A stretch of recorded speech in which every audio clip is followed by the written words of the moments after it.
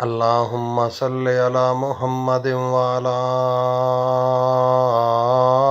آل محمد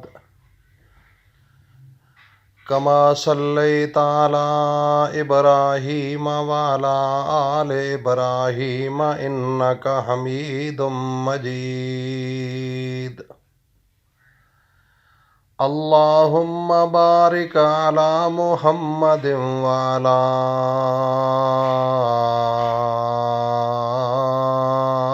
آل محمد کما بارکت علی ابراہیم وعلی آل ابراہیم انک حمید مجید۔ ناظرین، ربیع الثانی کا مہینہ ہے اور صبح منگل کا دن ہے۔ آپ کو ایک تحفہ دے رہا ہوں، تاریخ کو نوٹ کر لیں۔ صبح نہار منہ 7 بار قرآن مجید کے اندر ایک چھوٹی سی آیت ہے، اس کو ہاتھوں پر دم کر کے اپنے چہرے پر پھیر لو۔ جو لوگ کہتے ہیں، خصوصاً میری مائیں بہنیں بیٹیاں، کہ کریمیں لگا لگا کر تھک چکے ہیں، لیکن جو قدرتی حسن ہوتا ہے، جو خوبصورتی ہے، وہ نہیں مل رہی۔ آج جو وظیفہ ہے، جو عورت یہ دل کے اندر خواہش رکھتی ہے، اس کی آرزو ہے کہ میں خوبصورت ترین ہو جاؤں اور میرا چہرہ 14ویں کے چاند کی طرح روشن ہو جائے، اتنا خوبصورت ہو جائے کہ لوگ مجھ سے خود پوچھیں کہ آپ کیا یوز کرتی ہیں، آپ کون سی کریم استعمال کرتی ہیں، کون سا نسخہ ہے آپ کے ہاتھ میں۔ تو ناظرین، آج کا عمل ان مردوں کے لیے بھی ہے، یہ نہیں کہ صرف عورتوں کی خواہش ہوتی ہے کہ میں خوبصورتی میں چلی جاؤں، میرا چہرہ خوبصورت ہو، یہ مردوں کی بھی خواہش ہوتی ہے، کیونکہ چہرہ ایک ایسی چیز ہے، جب انسان چہرے کی طرف دیکھتا ہے اس کی شخصیت کا پتہ چلتا ہے۔ جب انسان چہرے کی طرف دیکھتا ہے اس کے روب کا پتہ چلتا ہے، اس کی قدر و منزلت کا پتہ چلتا ہے، اس کے وقار کا پتہ چلتا ہے۔ دیکھو نا، جسم پورا ڈھکا ہوا ہوتا ہے، صرف چہرے کی ٹکی، چہرے کا ایک حصہ وہ بندے کے سامنے آتا ہے۔ جب اس انسان کا چہرہ دیکھتا ہے تو یا پھر اس کے چہرے کو دیکھ کر وہ بندہ خوش ہوتا ہے یا پھر ناخوش ہو جاتا ہے۔ فرق تو یہ ہے۔ آج ایک خاص عمل بتا رہا ہوں، اگر آپ کا چہرہ جو بندہ دیکھے اس کے دل کے اندر خواہش ہو کہ کاش میرا بھی چہرہ ایسا ہو جائے۔ میں آج آپ کو ایک اور بات بتاؤں۔ ایک چہرہ ہوتا ہے نورانیت والا، ایک چہرہ ہوتا ہے جس کے اوپر نور نہیں ہوتا، خواہ رنگ جیسا بھی ہو، خد و خال جیسے بھی ہو، چہرے کا بناوٹ جیسی بھی ہو، لیکن ایک اللہ کی طرف سے نورانیت آتی ہے۔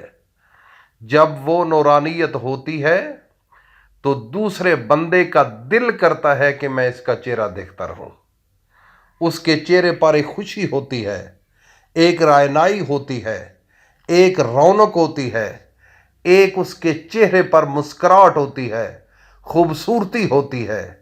ایک چہرہ ایسا ہوتا ہے، وہ کریمیں بھی لگاتا ہے، وہ بڑے بڑے حربے اختیار کرتا ہے، لیکن جب اس کا چہرہ دیکھا جاتا ہے تو اس کے چہرے کو دیکھنے کے بعد دل کے اندر وہ خوبصورتی نہیں رہتی، دل کے اندر وہ عزت نہیں آتی، دل نہیں مانتا کہ اس کا چہرہ خوبصورت ہے۔ ناظرین، چہرہ بنانے والا اللہ ہے، اگر وہ چاہے تو دنیا آپ کے قدموں میں آ جائے۔ دیکھ لو حضرت یوسف علیہ السلام کا قصہ، اللہ نے ان کو حسن دیا، حسن یوسف دم عیسیٰ ید بیزاداری آنچ خوبا ہما دارن تو تنہا داری۔ اللہ نے ان کو اتنا حسن دیا کہ عزیز مصر، جو مصر کا بادشاہ تھا، اس کی بیوی نے جب آپ کا چہرہ دیکھا تو وہ اس چہرے پر مر مٹ گئی۔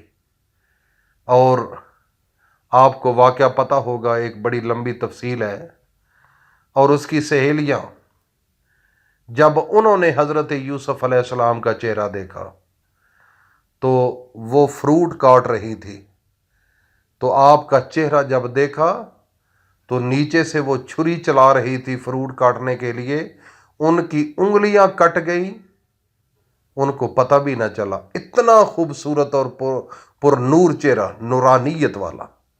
ناظرین، مزہ تو تب آتا ہے نا، میرے نبی کا اس سے کئی گنا زیادہ حسن تھا، کئی گنا زیادہ۔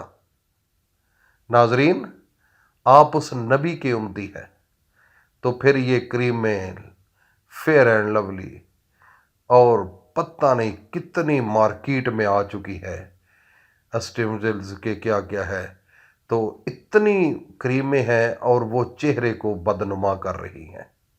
اس میں کیمیکل ہوتا ہے، سکن کا کینسر ہو جاتا ہے، چہرہ کھردرا ہو جاتا ہے، وقتی طور پر محسوس ہوتا ہے کہ خوبصورتی آ رہی ہے، لیکن وہ دائمی نہیں ہوتی، وہ ایک پائیدار چیز نہیں۔ ان سے چوک چھڑاؤ، یہ سب یہودیوں کی، کافروں کی، یہ ان کی چیزیں بنائی ہوئی ہیں۔